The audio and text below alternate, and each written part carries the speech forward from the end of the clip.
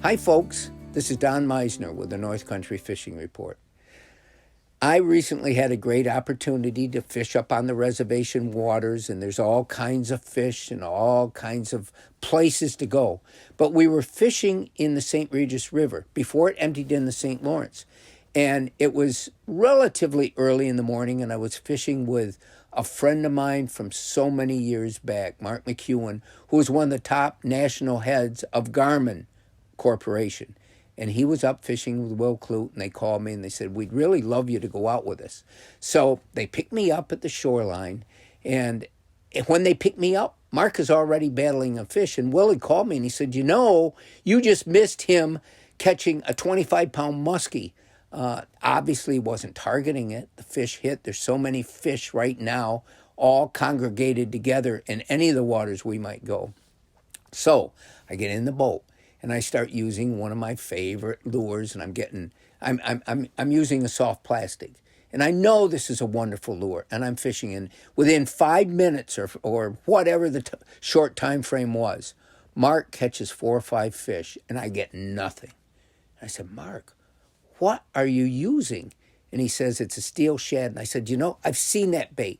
It's a lipless crankbait made out of metal, almost like a head and sonar type of thing.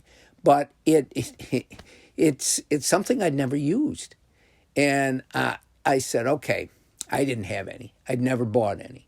But I said, you know what? I've got some rattle traps. They should do the same thing. They're a lipless type of crankbait. They vibrate, they wiggle, they do the same thing. So I start fishing with that. And Mark continues to catch far more fish than me. So he said, I've got more of these steel shad. Just use one of mine.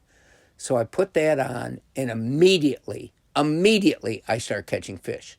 Now, why did those fish hit that bait more than they would the rattle trap?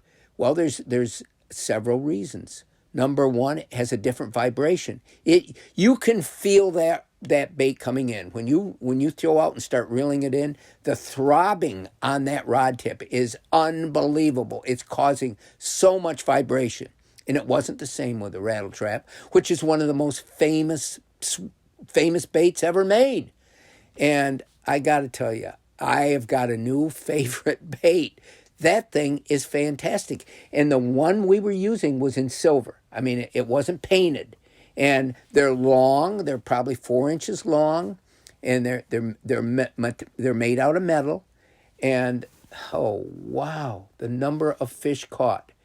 And so I said, I've got to let everybody know about this. Now, that doesn't mean you go out and buy one and you go out and don't get a strike. That's always possible. Nothing is perfect.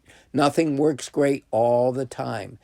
And that will bring up another report where I want to tell you what happened later in the day and how I uncovered even more information and a whole new take on fishing.